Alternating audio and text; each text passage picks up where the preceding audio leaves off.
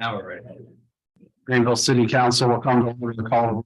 Whitaker, Here. Brown, Here. Ely, here, Godwin, Here. Norris, Here. Rogers, Here. Schmidt. Here.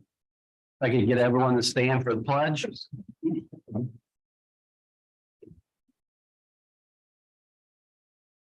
I pledge allegiance to the flag of the United States of America. To the republic for which it stands, indivisible, with liberty and justice for all. Evening, everyone. Council members, you emailed the these of the minutes or any additions or corrections. If not, they will stand approved as emailed out. I will take approval of the current financial report that was sent out. So moved. Moved by Mr. Brown to approve the current financials report. Are there any discussion on that? Overall? Whitaker, Yes. Brown, Yes. Ely, yes, Godwin, Yes. Norris, Yes. Rogers. Yes. Schmidt. Yes. Okay, approval of the agenda. There are no additions or corrections. Move to approve the agenda as presented. Moved by Mr. Schmidt to approve the agenda as submitted. Discussion. Call the roll. Whitaker, Yes. Brown, Yes. Ely, yes, Godwin, Yes. Norris, Yes. Rogers, Schmidt. Yes. Okay, next on the agenda is public hearing. Anyone would like to come up to the podium, please state your name and address.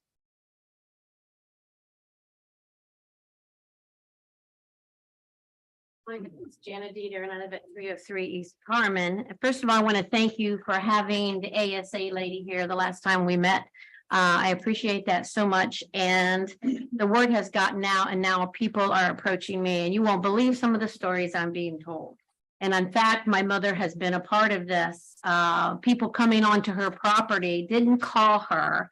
Thought they were just going to install a smart meter. Luckily, my brother was there.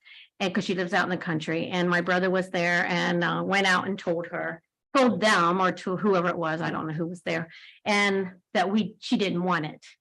So I've had people approach me and said they never got any door hangers on their door. They came home, there was the meter. So I could have swore that lady said 2 weeks ago that there was going to be door hangers or there was going to be a phone call. So that's not happening with these people. They're just sticking them on there. And then I contacted the Greenville Library and I read it this evening and it's the concern of the smart meters. This isn't even just a slight touch of it. But the one thing that is bothering me is that Pennsylvania now has passed a law or something with their electricity. And I'm just curious if it's going to affect us here, but they're the first, well, actually Hawaii was the first state and now Pennsylvania.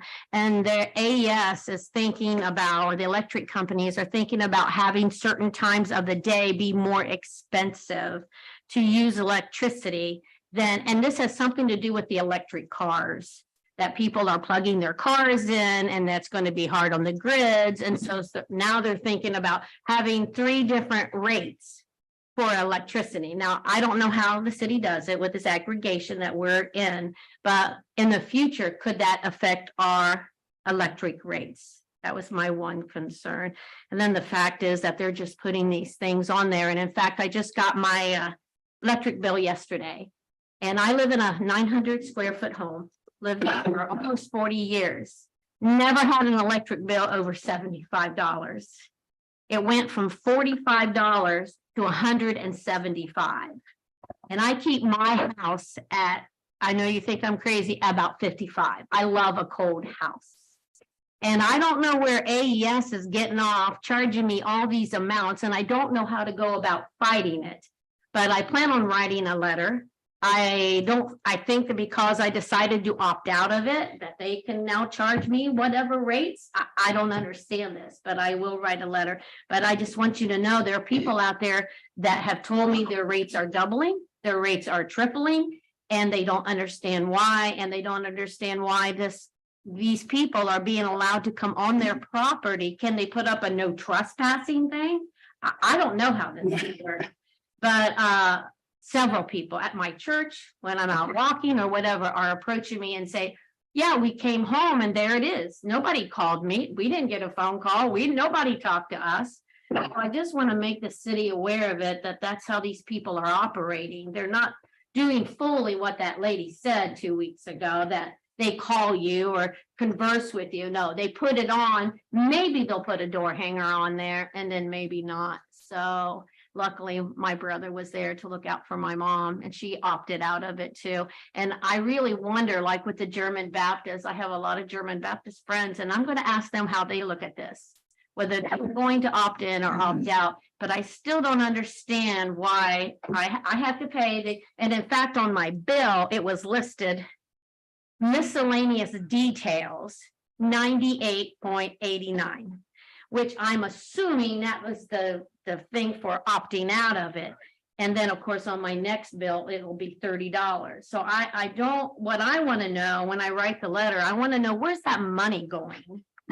And with the city being in the group that we are in, is that permanent, or is that going to be something that you guys will vote on again? How many years does it run? Because when I was up at the library today, they were talking about a site called Apple to Apple, where you can sit there and look at all the different things. So if somebody could kind of explain that, about how does that work for the residents? Does it work for everybody in Dark County? Is it for the people of Greenville? Because there are some people that don't understand it. And one lady stopped me today and she says, where do I go to have somebody help me with this? Because she is elderly and she doesn't quite understand it. So if you could please tell me what I can tell these people, because I want them to have a fair shake too. So that's what I'm out to do now. So.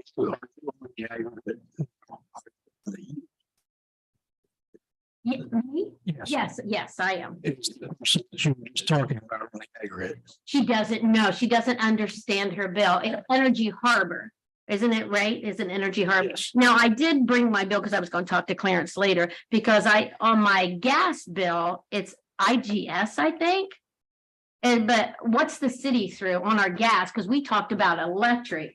So I wasn't sure, how does the gas work? Are we on an aggregate then? And who are we through? So I can go to these people and say, well, here's on my bill. This is what I'm doing. Can you tell me who we are through, and can people out in the country get on it? Or is it just people in the city? I don't understand that. It's just a city. Yeah, just the city. So Center Point, natural gas is Constellation, electric is Energy Harbor. And that's just for the electric part of it that you're buying, and we do different contracts. I don't know, off the top of my head, one goes until like December of 2024 and the other one goes to I think October of 2024. But you have to be in the city. We have pamphlets down in the mayor's office, and Nancy or myself or the mayor can talk them through how to get on it. Okay, so if I send her up here. she Yeah, can come up absolutely. here, There's because okay, I told her to come up. This is where I told her to go. And so she wants to make sure she's getting the best deals because she does live in town. So then will the price, when this expires or whatever in 2024, will it be negotiated again? yes. Will we have to opt out again, or will we, if we've already with this aggregation, will we just automatically be with that, or how will that How work? it works is once you're in it, you automatically go back into the new negotiated rate. But you can opt out at any time. You can also opt in at any time. Okay, and is there a fee? Because that's what they were asking me in There's the library. not on ours. There's not a fee. Some like when you go to the Apple's website, like you need to look at the fees and what you're currently in and what the opt out price is now, because that can affect things, Okay, moving forward. very good. All right. I can tell you that the $98.89 fee, saying you've already opted out, right? That was the one-time fee she indicated. I hope so. Yeah, Because I that's can't, what, as I've got in my notes, what she said. And then you can expect the $36.47 monthly. yeah, right. But do we happen to know, because she never did say, where's that money going at for the opt-out fee of $100, basically? which I plan on finding. That's what I'm gonna ask in my letter to the. So they said that night, she said it goes back to them because that's their cost to send a meter reader out to read your meter. Yeah. Says, but not the $100. Yeah. Yeah, what's the $100 for?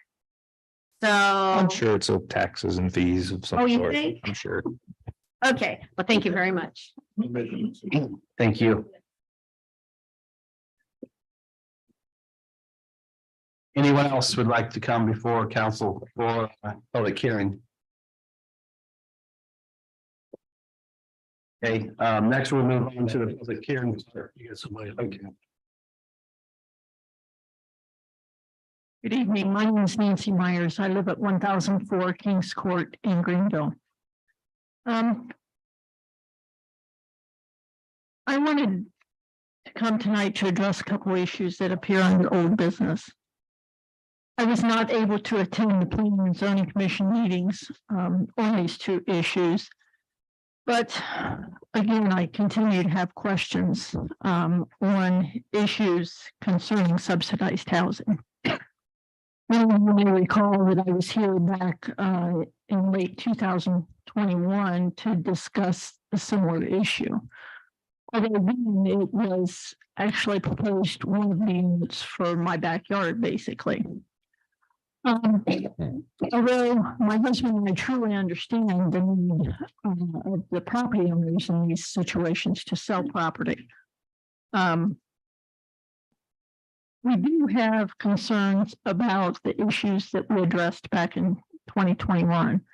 And I guess a couple of things I would ask to address to the Safety Service Director, if I might. At that time, Ryan, we talked about police, fire, and rescue responses to subsidized housing units in the city of Greenville. And the numbers of those units, I mean, the numbers themselves don't really matter to me, but have we seen a decrease in public response for police, fire, and rescue to those units? I would probably defer to Chief.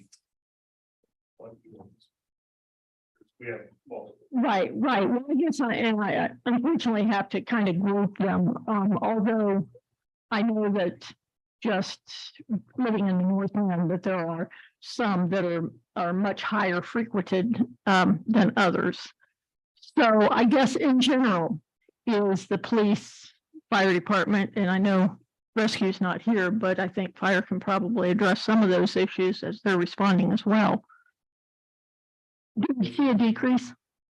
This would be, I know stats in front of you, but. Correct, and Rescue calls, those are consistent throughout. Obviously, some of the age ones are going to be higher volume of rescue calls. There are some housing projects that are project housing, what have you, that have a higher frequency of my officers involved in it. And then my briefing log is very littered with that, I would call it. And just off the top of my head, last night we had a call where someone was from Toledo, somehow they managed to engage in a relationship with a single person here. So, and when that relationship failed, we were there at that time trying to resolve it, but not like we have an Uber to Toledo to get about, and we're stuck with the problem. okay. I understand that, there are certain age restrictions.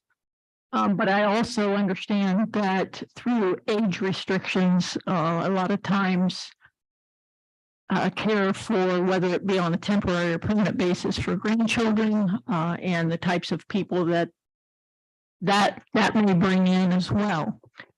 I guess my second question would be, what are the true number of units that are required within the city of Greenville in Darke County to serve our residents?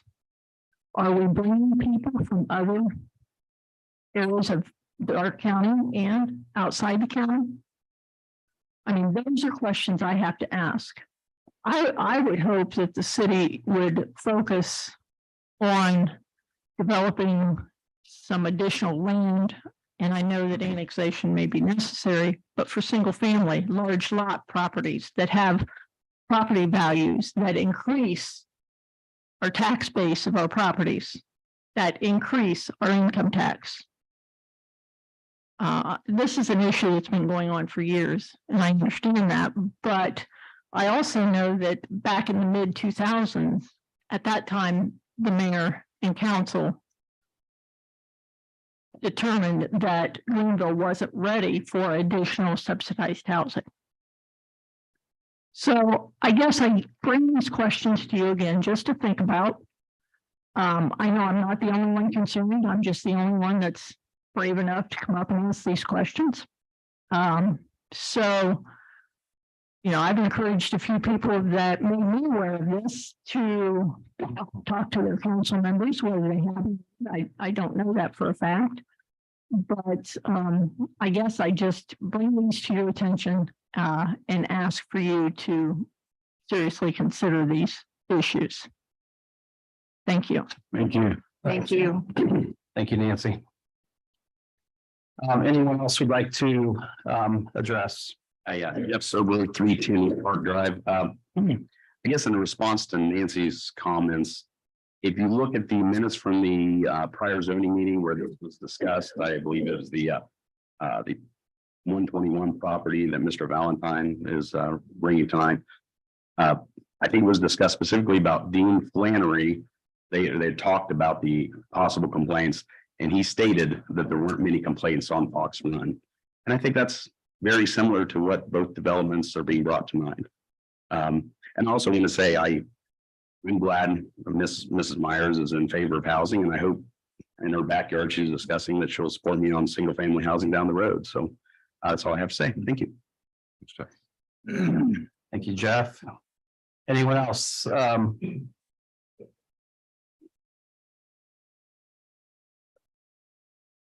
This topic's been going on for a while. Eric Roberts, Chief of Police, 122 West Main. I would like to point out that when it comes to resources right now, we're down. So it depends on what type of housing you do build. I am concerned about one of the statements, if you build it, they will come. Like I said, I want to know where they are coming from. Are they local residents or are we moving people in? We do have some problem areas. And it doesn't take much for problems to arise. I try to be more out than my predecessors, to say the least. I talk to more people. This topic has come up. I know that it's kind of slanted because most of them are friends with people that are not in favor of this. So in discussions, the people I spoke to are just not in favor at this time. If it's going to be built, my understanding, the businesses in that area are not in favor of it because they thought that was going to be a business park and not a residential area. So I'll have to say if you have any questions. Thank you, Chief. Thanks. Thank you. Thank you. Frank Fugate, 500 South Front Street, Columbus, Ohio. I'd like to address her comments very briefly. But the groups that have been here we're not doing subsidized units. There's two different programs. There's an affordable program where folks have to have a certain amount of income. They have to fall into 40%, 60%, 80% income. So we've talked about that. Council knows about that. Subsidized units are totally different. They're through HUD, they're through different programs. Our developments are owned either by a nonprofit or owned by two guys, Florida Cooper. So I want to talk to you about that because I think that's very, very important because our residents are folks that you probably deal with every day because of the income guidelines. They're probably working at a filling station. They can even be a beginning police officer. You address council. Hey, Frank, if you could just. I'm sorry. Yeah. I'm sorry. Some of them are police officers in counties that have higher income, AMI income levels. So there's a lot of folks that you deal with every day that are living in our developments. A lot of them, we heard everybody about in 2021 about workforce that wasn't. So we went to senior, but I don't even talk about that. But seniors are a whole different ballgame. You lose one of your spouses, you lose a lot of your income. The other thing is, yes, grandkids, because of fair housing, they are allowed to come and live in our units. And that's all I'd really like to say, except I did share with it's a market study. It's a thumbnail market study I shared with council. I emailed it to you all. The market rate and tax credit vacancy rates are relatively low at 0.8 and 0.0 respectively. That's a very low number. Therefore, the market seems limited by supply, not demand. Many of the vacancies can be contributed to the normal turnover in the market area. What that means is somebody moves out, somebody moves in, somebody. The Greenville market base contains a disproportionately high percentage of 2-bedroom units. However, these units are being absorbed. So, when that's building a senior type of development, we're not building a lot of 2-beds. Market rate, a low combination vacancy rate of 0.3%. That's really, really low. And if the market rate moves the vacancy range from non-existent for 1 and 3-bedroom units to 0.9 for 2-bedroom units. So that's the one that's. So I guess the other thing too is there's not any new units. So there's nothing to pull the market up. I just want to talk to you about that. I'll talk to you about my later. Thank you. Thanks. Thank you. I got a question. Sure. Thank you. Okay, maybe the word subsidized isn't the appropriate language. However, when these units are being built, and I know that they're being built by, generally you try to involve local contractors, am I correct? Yes, we don't lead green. Okay, So that's part of the lead green process.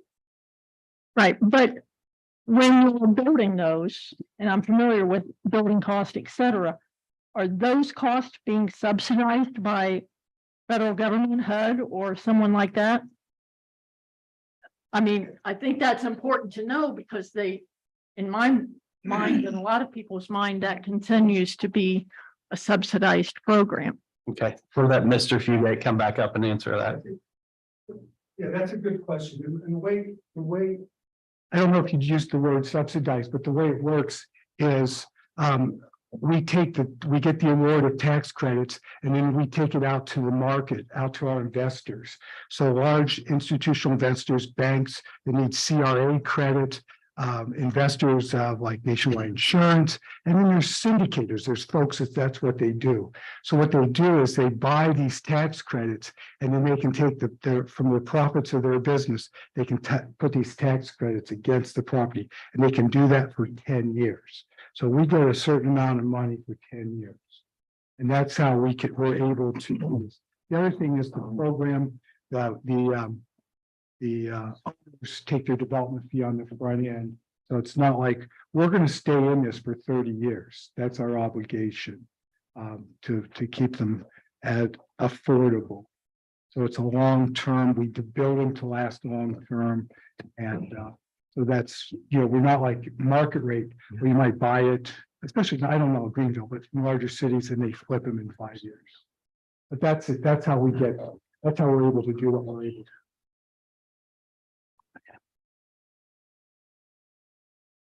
Hey, any other discussion on the public hearing part for the? Okay. Is there anyone there to speak about the actual public hearing? Yeah, is there anyone here as far as for the public hearing part for the placement of farmland in the agriculture district for State Route 571, Jason St. John's? Essentially what that is that land is currently in a CAUV program, so current agricultural use valuation, and essentially lowers the property taxes. It's been in that program every, I think it's 5 years, it comes back up for renewal. We have to hold a public hearing and then you just would take a roll call vote about whether anybody has an objection for it remaining in. Again, it does have to stick as agricultural use. And it just comes up because it doesn't seem like there's agricultural use within city limits, which is why they make you come back and. Okay, Thank you. so just take a quick call on that. Is there any objections keeping this in the Application replacement farmland in the agricultural district. Any objection to it? I don't either. Okay, do we take a roll call then? Go ahead and call a roll on it. Do we need a motion? Do we need a motion for that? So I'll take a motion. Mr. Brown to keep this farmland in agricultural district and call the roll. Whitaker, Yes. Brown, Yes. Ely, Yes. Godwin, Yes. Norris, Yes. Rogers. Yes. Schmidt. Yes. Okay, if there's no other public hearing, we will move on to administration reports. Honorable Mayor. Thank you, Council President. I got a couple little things I want to tell you about, really briefly. Had the opportunity, with a couple of department heads, Chief, Thompson and, a couple of people went to the high school the other day, to the junior, to see the change of command, and, it was pretty good, event. Their numbers have been down for a little bit and they're starting to build that program back up. It's a great opportunity for a lot of our students to get involved in to help them out in their lives and continue on to get better jobs and that type of thing. So it's always good. I like to go and support them. It's a great deal for a lot of the kids. So I just want to let you know I was there. Did a proclamation for Catholic schools. That's always fun to talk to the kids over there and see what they're going on and see what kind of answers I get to some of the questions I get. It's kind of a fun deal. So it's fun to go over there, and it's a celebration to the teachers, administration, and that type of thing for their work in the school system. So it's pretty cool.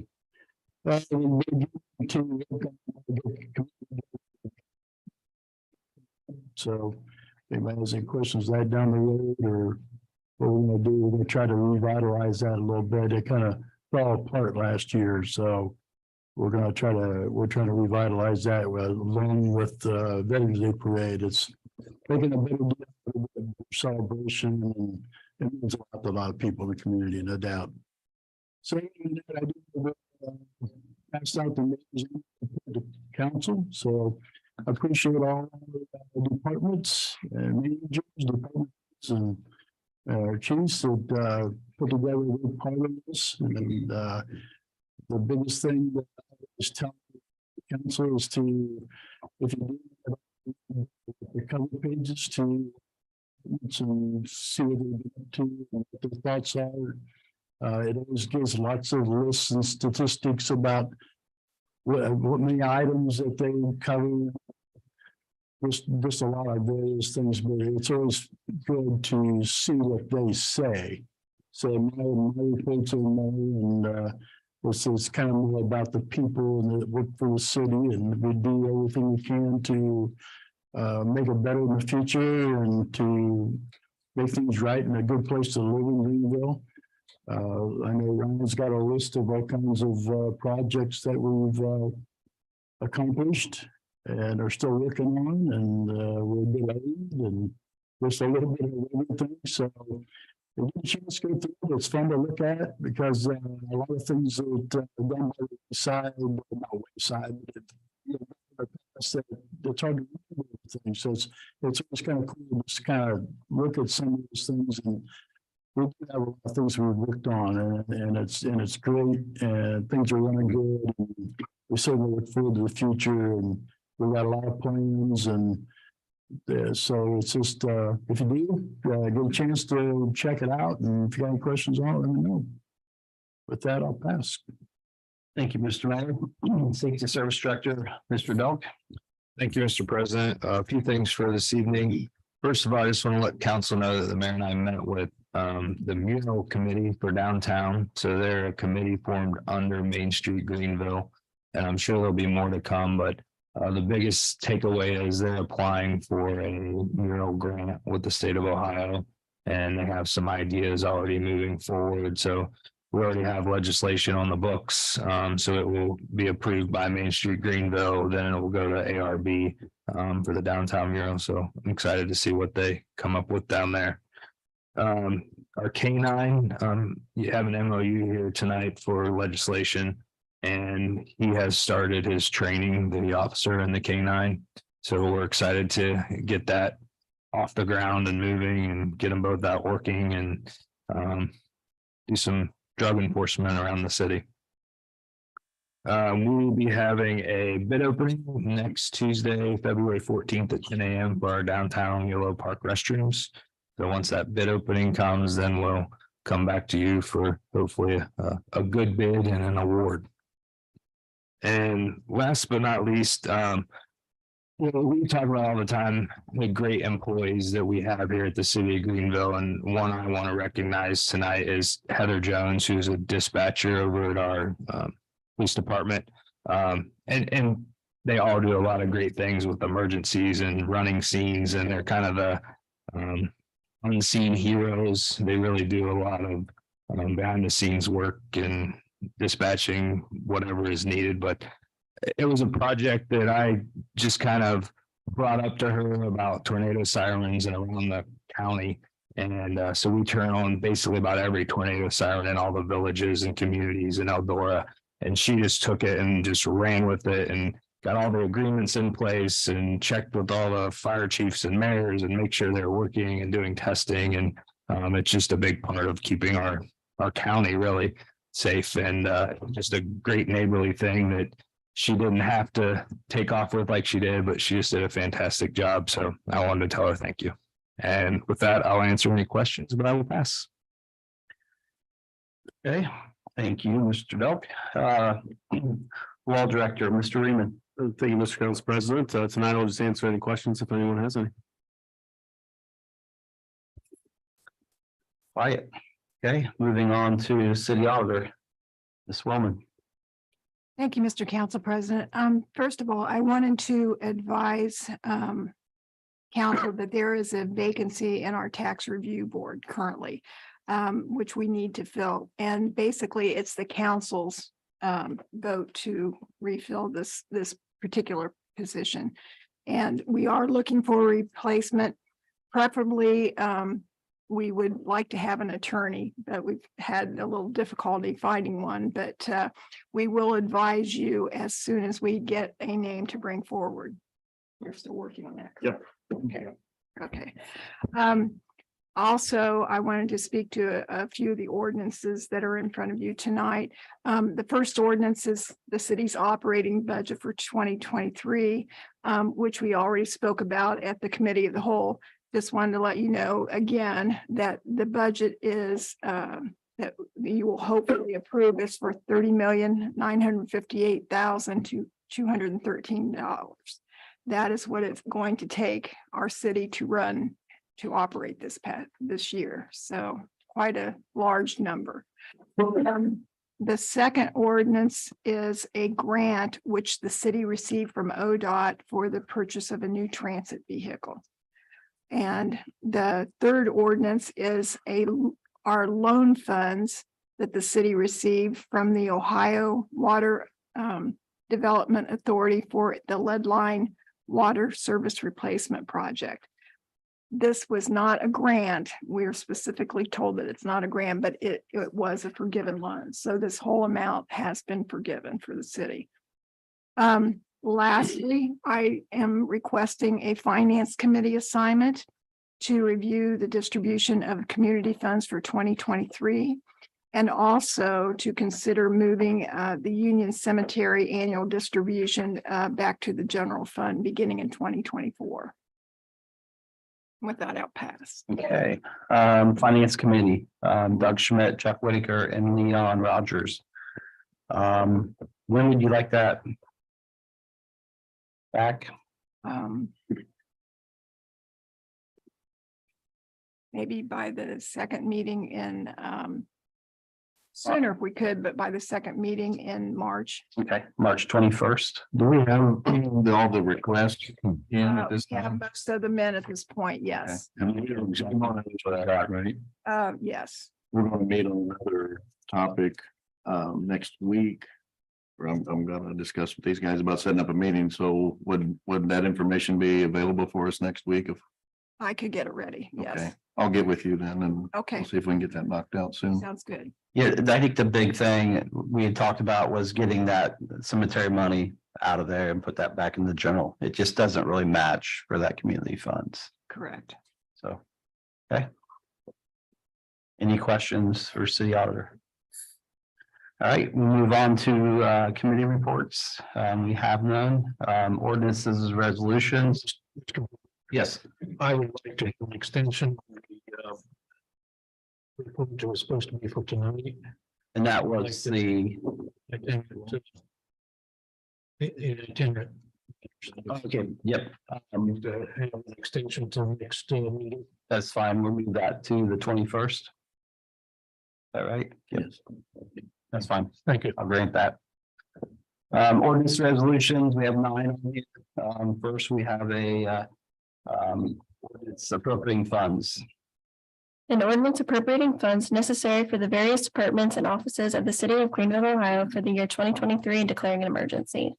This ordinance appropriates funds of the city of Greenville for personal services, operations and maintenance, transfers and capital new equipment to fulfill purposes for which the city of Greenville must provide in the year 2023. This ordinance has an emergency clause. Move to suspend the rules, give this ordinance a second, third reading by title only. Moved by Mr. Schmidt to suspend the rules, read this ordinance by second, third title only. Discussion.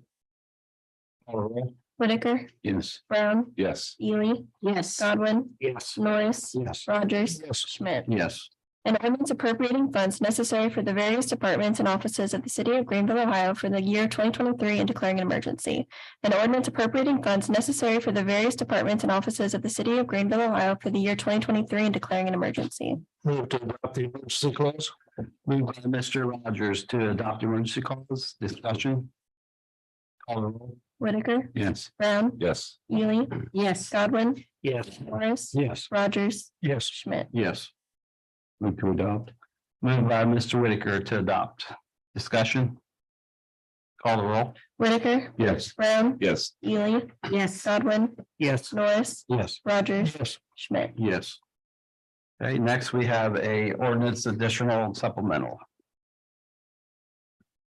An ordinance now to make additional appropriations for current expenses during the fiscal year ending December 31st, 2022 and declaring an emergency. This ordinance now allows for appropriations then to the Public Transportation Fund for new equipment and public transportation in the amount of $61,022. This ordinance has an emergency clause. Move to suspend the rules and give this ordinance a second, third reading by title only. Moved by Mr. Whitaker to suspend rules, give this ordinance second, third reading by title only. Discussion. Call the roll. Whitaker, Yes. Brown, Yes. Ely, Yes. Godwin, Yes. Norris, Yes. Rogers, Yes. Schmidt. Yes. An ordinance now to make additional appropriations for current expenses during the fiscal year ending December 31st, 2022 and declaring an emergency. An ordinance now to make additional appropriations for current expenses during the fiscal year ending December 31st, 2022 and declaring an emergency. The emergency clause. Moved by Mr. Rogers to adopt emergency clause. Discussion.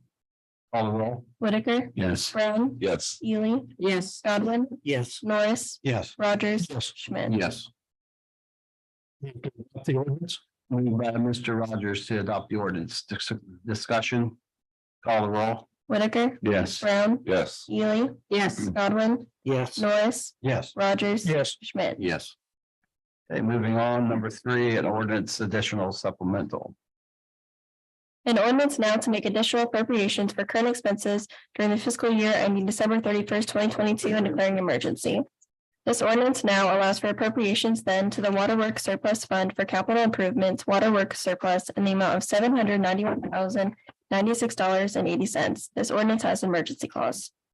A motion to suspend the rules on this ordinance and read it by title on second, third time. Moved by Mr. Godwin to suspend the rules, give this ordinance second, third reading by title only. Discussion.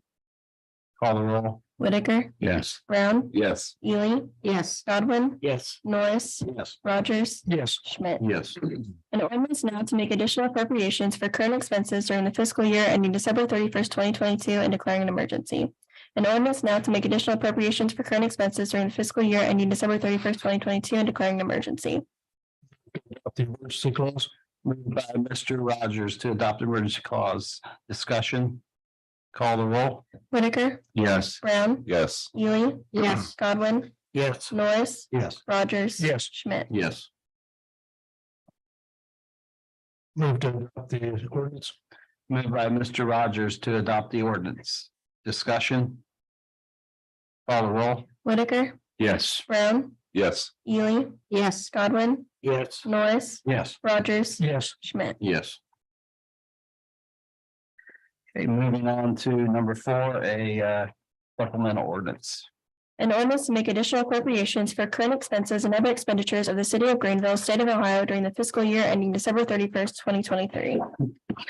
The supplemental ordinance allows for appropriations in the general fund, waterworks surplus fund, and capital improvement fund in the sum as follows.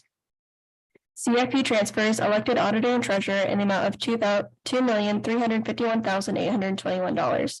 These funds are needed to transfer into the CIP fund. Office supplies, fire department in the sum of $2,700. These funds are needed for fire prevention materials and were provided by donations from the VFW and American Legion.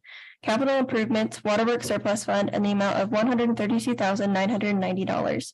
These funds are needed for the lead water service replacement project and were provided by the Ohio Water Development Authority. General government new equipment CIP fund in the amount of $541,287.50. Police new equipment CIP fund in the amount of $219,436.96. Fire new equipment CIP fund in the amount of $290,285.57. Street new equipment CIP fund in the amount of $534,197.90. Full capital improvement CIP fund in the amount of $33,000 and roadway enhancement CIP fund in the amount of $779,613.04. These funds are needed for 2023 capital improvement projects. Move to suspend the rules, give this ordinance. Yeah, ordinance second, and third reading by title only. Moved by Mr. Rogers to suspend the rules, give this second, third reading by title only. Discussion. Call the roll. Whitaker, Yes. Brown, Yes. Ely, Yes. Godwin, Yes. Norris, Yes. Rogers. Yes. Schmidt. Yes. An ordinance to make additional appropriations for current expenses and other expenditures of the city of Greenville, state of Ohio during the fiscal year ending December 31st, 2023. An ordinance to make additional appropriations for current expenses and other expenditures of the city of Greenville, state of Ohio during the fiscal year ending December 31st, 2023. Move to adopt. Moved by Mr. Brown to adopt. Discussion. Call the roll. Whitaker, Yes. Brown, Yes. Ely, Yes. Godwin, Yes. Norris, Yes. Rogers. Yes. Schmidt. Yes. Okay, next we have an ordinance to amend an ordinance.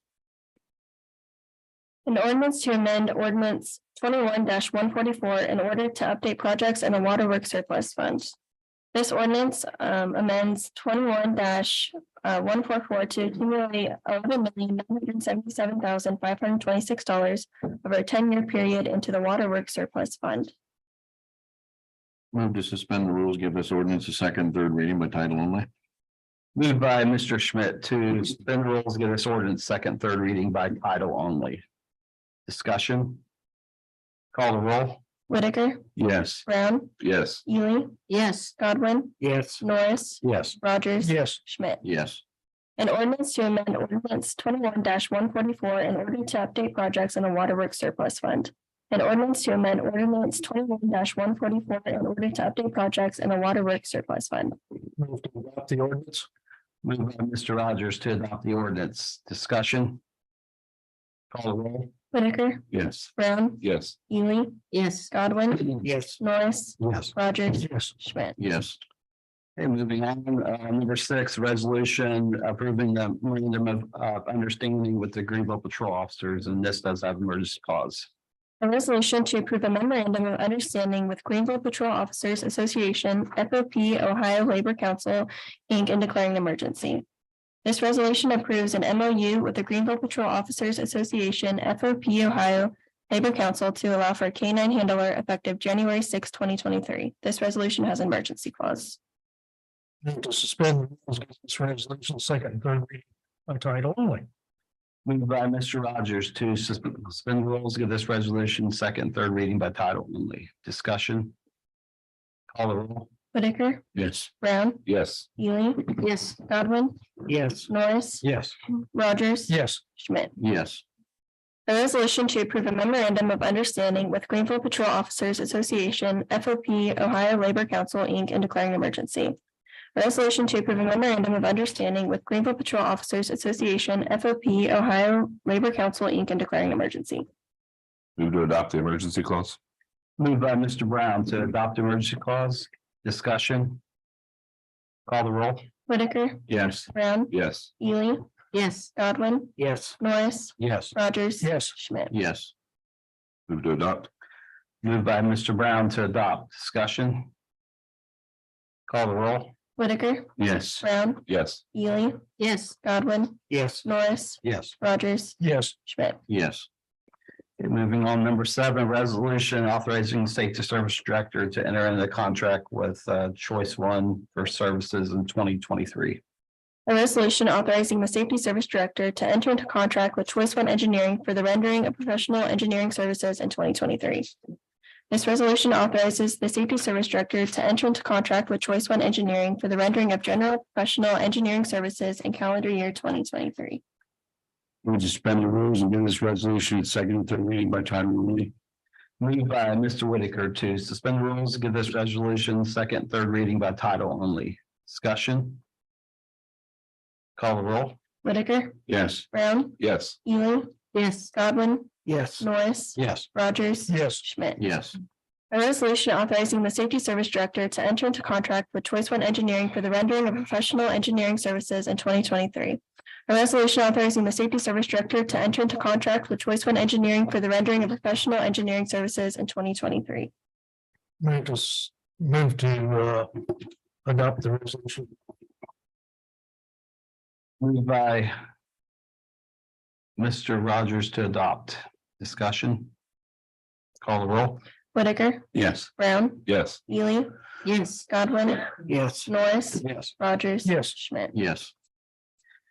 Okay, moving on to number 8, resolution waiving payment for by Darke County Fairgrounds regarding a water leak, and this does have an emergency clause. A resolution waiving payment by Darke County Fairgrounds in the amount of $15,702.33 and $1,337.91 plus all late fees representing sewer usage and late fee charges incurred as a result of a water leak at the fairgrounds, Greenville, Ohio, and declaring emergency. This resolution waives the payment by Darke County Fairgrounds in the amount of $15,702.33 and $1,337.91 for sewer usage and late fees incurred as a result of a water leak at the Darke County Fairgrounds. This resolution has an emergency clause. Move to suspend the rules, give this resolution a second, third reading by title only. Moved by Mr. Schmidt to suspend the rules, give this resolution second and third reading by title only. Discussion. Call the roll. Whitaker, Yes. Brown, Yes. Ely, Yes. Godwin, Yes. Norris, Yes. Rogers. Yes. Schmidt. Yes. A resolution waiving payment by Darke County Fairgrounds in the amount of $15,702.33 and $1,337.91 plus all late fees representing sewer usage and late fee charges incurred as a result of a water leak at the fairgrounds, Greenville, Ohio, and declaring an emergency. A resolution waiving payment by Darke County Fairgrounds in the amount of $15,702.33 and $1,337.91 plus all late fees representing sewer usage and late fee charges incurred as a result of a water leak at the fairgrounds, Greenville, Ohio, and declaring an emergency. Adopt the emergency clause. Moved by Mr. Rogers to adopt emergency clause. Discussion. Call the roll. Whitaker, Yes. Brown, Yes. Ely, Yes. Godwin, Yes. Norris. Yes. Rogers. Yes. Schmidt. Yes. Move to adopt. Moved by Mr. Schmidt to adopt. Discussion. Did they have a leak over the weekend or what happened? It was at the end of December during that cold snap. They had a area that should have been heated and wasn't turned on. The heat wasn't turned on and it wasn't busted. Nobody, our water department didn't catch it. Yeah, but it was rain a lot of water first. It's we have to, it doesn't like just alert us. We have to run a report and it was One thing we have to use it show up on the meters. That's how they ended up actually finding it. Like you said, we had that cold snap and they didn't catch it. So, And all of it did go onto the ground, none of it went to waste or storm or anything like that. That's why the disposal fee was asked. Yeah. Thank you. Any other questions on that? Okay, call the roll. Whitaker, Yes. Brown, Yes. Ely, Yes. Godwin, Yes. Norris, Yes. Rogers. Yes. Schmidt. Yes. Okay, last ordinance resolution, this is resolution authorizing entering into a grant agreement with Yolo Park Restrooms. A resolution authorizing entering into a grant agreement for Yolo Park restrooms. This resolution authorizes the Safety Service Director to enter into a grant agreement with the Ohio Department of Natural Resources for the Yolo Park restrooms. Make a motion to suspend the rules on this resolution and read it by title only, second, third time. Been moved by Mr. Godwin to suspend rules, give this resolution second, third reading by title only. Discussion. Call the roll. Whitaker, Yes. Brown, Yes. Ely, Yes. Godwin, Yes. Norris. Yes. Rogers. Yes. Schmidt. Yes. A resolution authorizing entering into a grant agreement for Yolo Park restrooms. A resolution authorizing entering into a grant agreement for Yolo Park restrooms. The resolution. Moved by Mr. Rogers to adopt resolution. Discussion. Call the roll. Whitaker, Yes. Brown, Yes. Ely, Yes. Godwin, Yes. Norris. Yes. Rogers. Yes. Schmidt. Yes. Okay, we have nothing under new business. Under old business, we have two things to consider. The number one is a zoning amendment recommendation. This was on a unfavorable recommendation to rezone parcel on Indian Drive from general business to planned unit development residential. Mr. President, Yes. before we address these, I'm sure you're going to address them on an individual basis. Is that correct? Yes, we're doing both of these at a time, and I believe we have some. Was there some letters sent in or? There's a letter for the frontier though. See route. The reason I'm asking is that question is I would like to just say something and I would like to address both of these situations. Both of these recommendations. I was reading as I want to do. And I was reading the minutes of November 30th. I should have waited. Did I have your permission to speak? Yes. Okay, thank you. Got a cart before the horse there, didn't I? Okay, so I was reading the CIC November meeting minutes. And under additional city reports, which was section 3, Dark County Economic Development. They are going to work, and they said in the first quarter to develop a housing study to be done in the first quarter of 2023. I reached out to Mike Bowers and talked to him about this because I think that is something that we as the council members should consider for these two items, a housing study. And I asked what a housing study meant, and he said, well, we would form a subcommittee of the CIC and they would work with realtors, at least 3 realtors and some lending institutions, and then other individuals yet to be determined. And he said that they would do a study and they were going to be also working in conjunction with the county commissioners. So I'm thinking we at present have 6 housing, whatever we want to call them, subsidized senior citizens. We have 6 of those in our system right now. I'm thinking that a study like this, I don't think we need 7 housing developments for senior citizens or low income people. I think we need to do some more homework and practice some due diligence. I know that takes time, but I do feel, and I feel very strongly that we need to gather some more resources. And so with that, I turn the floor back over to you, sir. Okay. Thank you. Any other discussion on looking at this first one? So planning and zoning has made this an unfavorable, so we would just either accept a motion to accept it or to not accept it.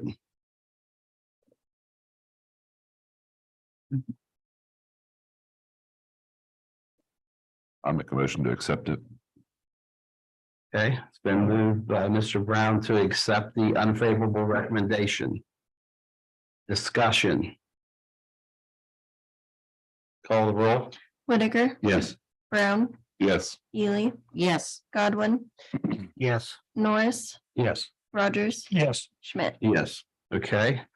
So that is, we have agreed to with the planning and zoning's recommendation.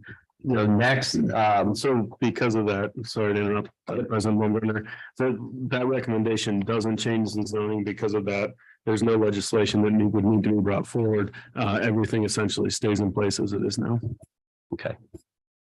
Okay, next, on here, this is a favorable recommendation, for the rezoning partial of State Route 121 North from general business to planned unit development.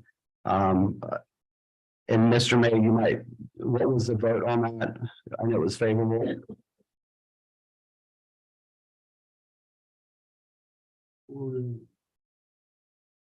4-2, okay.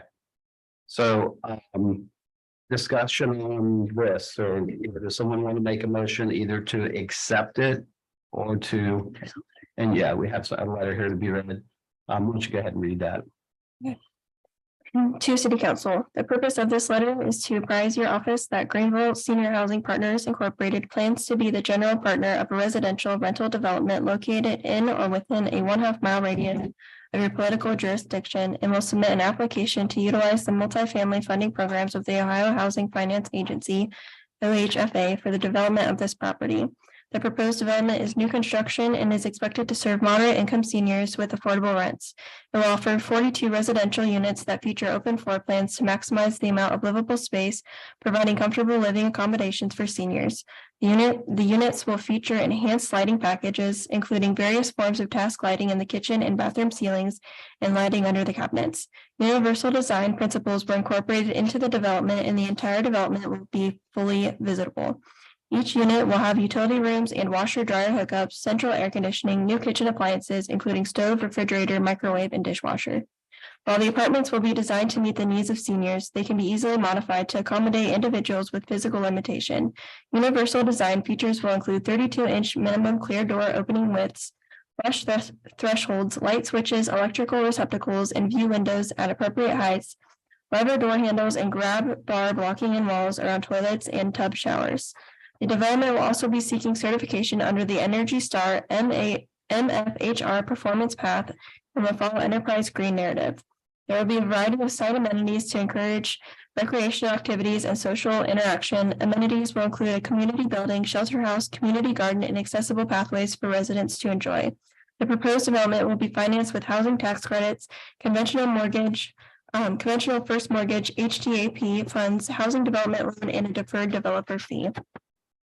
Sincerely, Todd Valentine. That's the only one you have. Okay. So council members, we would either need a motion to accept this favorable recommendation or not to accept it. I'll take a motion. I'll make a motion to accept it. Been moved by Mr. Godwin to accept this favorable recommendation. Discussion. Yeah, I think just from general discussion and all, I did have an opportunity to visit a sister facility. Was very nice. It's I think 13 years old now. Very well kept, very everything appeared very nice working with it. Obviously you could tell it was older design, but everything was still very well taken care of.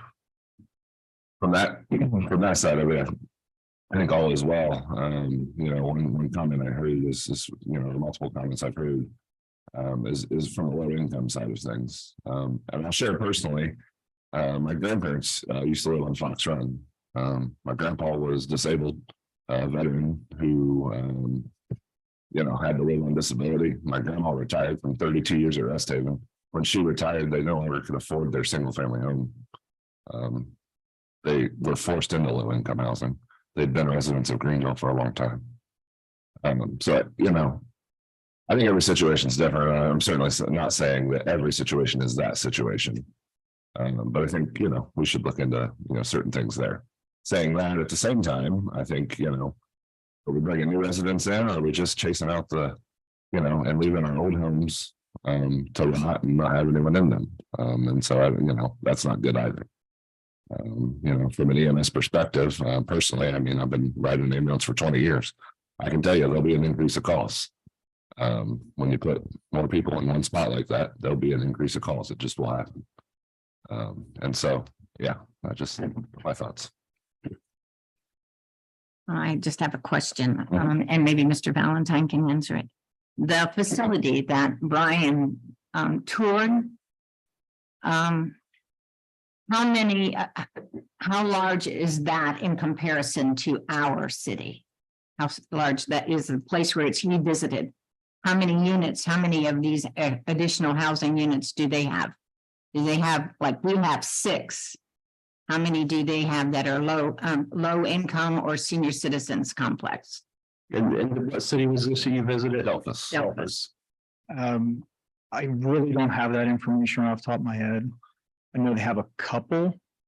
Our development is 32 units there, and they're seniors.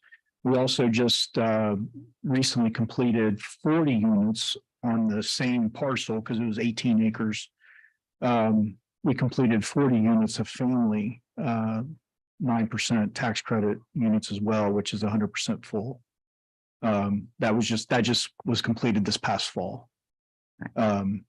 So, you know, again, like Mr. Brown said, we take a lot of pride in maintaining our developments and managing our developments. Is it on-site management? Yes, On-site. on site. I got to see her in person. That development actually has, that complex has 2 managers and 2 maintenance men as well.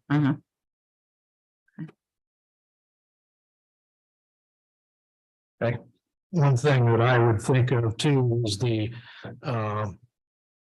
cost of maintaining and also for the rescue, fire, police, you know, the extra calls that they need and the cost to the city. Well, the roadways within our development would be private. We would maintain those. As far as additional calls to that location, yes, you'd probably, right now, there's nothing there, so there would be more calls to that location. Most of our calls that we are experience is EMS calls because an elderly person may fall or need assistance. We do a full-blown market study. I mean, we're talking about a $10 million investment here, in which there are no subsidized rents. Everything is, like Frank said, everything is funded through the sale of the tax credits, which allows us to generate equity to keep our permanent loan at a level that we can offer the affordable rent levels, which is going to be in the range of $400 to $800 a month to the tenants. And those rent ranges include water, sewer, and trash as well. We will be paying taxes on the property, just as everyone else. We'll also be paying water and sewer fees as well. But our market study takes into account the demographics within the city of Greenville and the immediate surrounding area. We're not banking this development on whether we could bring somebody in from Dayton. You know, that's not our intent. We're looking at the market analysis as to it's usually within the 3 to 5 mile radius around the epicenter of Greenville. We're not reaching out into other counties. We're not counting on that. We're basing that on the income levels that are existing within Greenville now. And then, like Mr. Brown said, many of the residents that will downsize into some of our units, they will sell their homes, and that's going to allow additional properties for other residents or other people looking for homes within the city of Greenville. So someone who may have trouble finding a home might be able to find an older home because one of the tenants or one of the owners has moved into one of our developments because they need to. The vast majority of our residents in these senior communities are typically average age of about 62 to 69 years old, and they're usually single women, widows on Medicare, Medicaid, and Social Security. As far as the contractors to build this facility that you're looking at, is that going to be local people? Yeah, right now I've got RCS Burns Construction out of Saline, Ohio. Mhm. They're up from this part of the state. They would be the general contractor. And they will be looking to utilize as many local subs as possible. Again, it's a competitive market right now, and the best numbers get the best opportunities. So Lowe's here in Greenville could see some of this, and What's that? Lowe's here in Greenville could see some of this, plus Ace Hardware. And Absolutely. You're going to see during construction, you'll see increased traffic, not only at the restaurants and the hardware stores and things of that nature, because subs will be coming in and out to utilize their services. people will be staying in the motels. There could be some of that as well, yes. Any other discussion? Oh, just real quick, the letter that you got, that was no assumption that we would see an approval tonight. That was just a timing thing. That's a threshold requirement for the application that we're planning on submitting tomorrow. So we have to document that we sent those letters out, certified mail to the local municipalities. So I just wanted to make sure everyone realized we did not send that out as an assumption of an approval. It was just more of, we're up against a pretty tight time frame to making sure we can have all our documents in place. Thank you. All right. Any other discussion? All right, so we have a motion to accept the favorable recommendation from planning and zoning. So a yes would be favorable, a no would be not favorable. Call the roll. Whitaker, No. Brown, Yes. Ely, No. Godwin, Yes. Norris, No. Rogers, No. Schmidt. No. Okay, so we have 2-6 of that. So we're in purgatory. It's the way that the planning and zoning statute reads is you have to have a majority to go with the recommendation, but you have to have 75% to go against it. So it is neither turned down nor approved. It's kind of like you've got to hit those thresholds as they were trying to elect a Speaker of the House in Congress. And so if anybody feels like they can change their vote, you could make another motion now. If we feel that we're deadlocked, then it would hold over. But to approve the recommendation, you do still need a majority.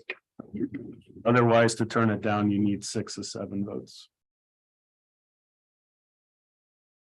So it just lay. It would lay, but it doesn't go away as something that would be tabled because it's still, you're required to act. You're just essentially deadlocked. Anyone's thoughts on votes? I'd say it just needs to come back again. Okay. We will put this on old business for the 21st. Right, yep. Move on. All right. Thank you, everyone. Council representing outside committees, committee report from the CIC. Do you have anything from that? Who's on CIC? Is that Yeah, me. I do not. Yeah, they had a meeting on the 25th. They had their annual meeting. And they elected trustees, City of Greenville trustees, Steve Roman there, Roxanne Roman, city auditor, Ronnie Delk, John Baumgartner, council president, Dennis Hasler, myself, and Brian Brown. And they have 4 trustees with terms expiring, John Marshall, Carl Allred, Shane Schultz, and Jeff Neese.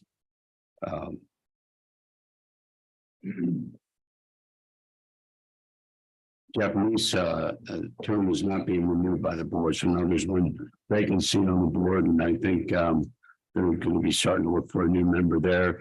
At which point I believe that that position would become vice president then, right? Not automatically. It would have to be. Should be elected. Be a member of the board and then voted into the executives. Okay, So it could be anybody else besides that person. okay. The meeting schedule is going to be the same. They're going to be the fourth Wednesday of the odd months at 1 o'clock in the afternoon. And other than that, was there anything new that came out of CS in that meeting in particular? I didn't see anything. Some definition on our options for the Lindenmuth property. Which to the industrial park. They've raised the amount so much that hesitant on signing the options, but the options don't cost, but so the options were $60,000 an acre, and you had to buy the whole farm, 74 acres.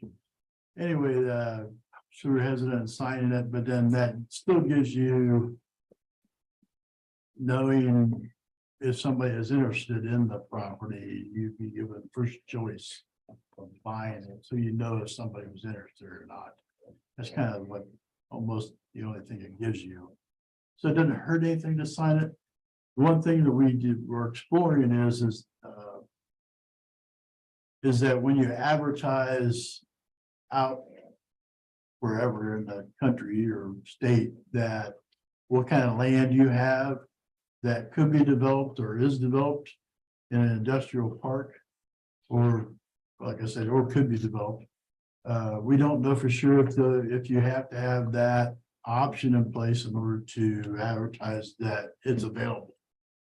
So there's other land that's possibilities that could be bought. And we're just trying to find the word.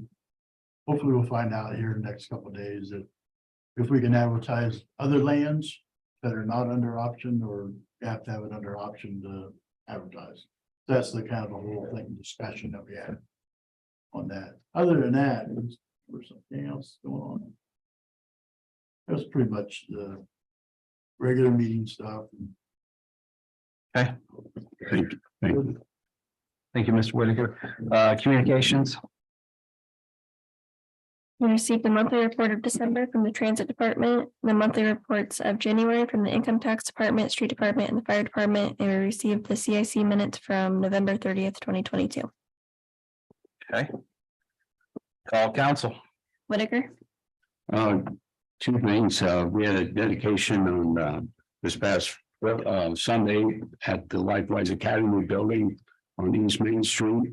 Lifewise Academy has 58 fourth grade students participating, and it's a very good program that's going to contribute to the future of our city, I believe, in developing character in our students. And another thing we need to talk about is Main Street Greenville. I was on the committee to interview candidates. We had three very strong candidates. We have made our selection, which I'm not going to disclose right now. We're going to be meeting this Thursday. And Main Street Greenville board meeting is going to be hiring her then. But we had three very strong candidates, and this person is going to do an outstanding job, I believe. So that'll be moving forward.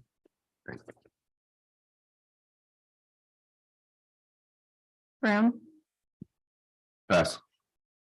Ely, I think I've probably said enough tonight. I'll pass.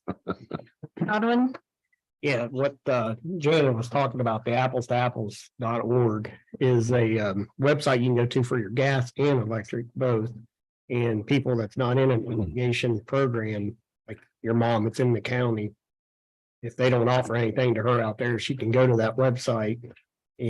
But like Ryan said, you got to read the fine print on a lot of that stuff, because they have fees that join up, and they have termination fees. And sometimes the rate will only be good for like 3 months, then they'll raise it to, 10 cents or more.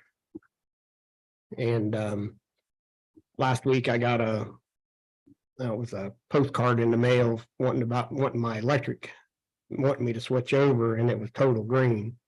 They was going to supply my house with windmill power and solar power, and I went to apples, and that company's not even on that website. And so I did some checking, and the rate was 11 cents, which is more than what AES is currently. And my question to them would be, how are they going to make sure that that's the only electric I get unless that windmill's in my backyard hooked to my house? That's the only way they're going to supply it to my house.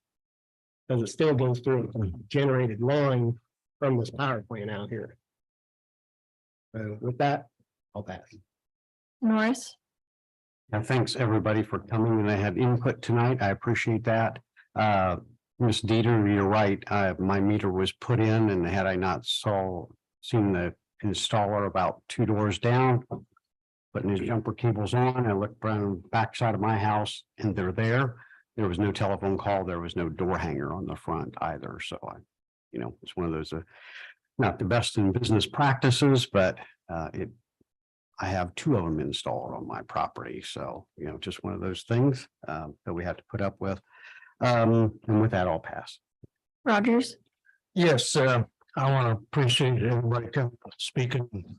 And also with my job, I travel Schweitzer Street and Chestnut Street quite a bit. And I've noticed some semi-tractor trailers going up both those streets. One is some of them tanker trucks with marathon on the door.